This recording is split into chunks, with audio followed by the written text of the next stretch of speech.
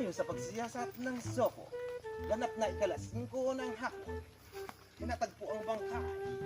Kalalabing-3 ng ay ito ang pangyayari.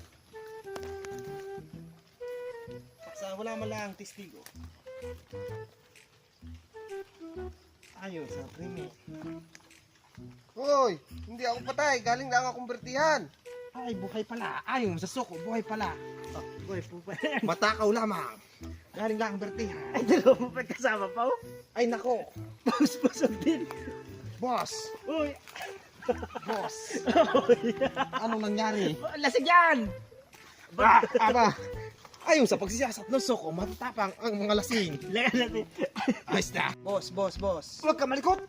Ako na, ganit maghapon na ako dito naakyat, hindi pa ako makakyat dito. Ano nangyari sa inyo? Ako, ako yung kasama ko. Kailangan ng tubig.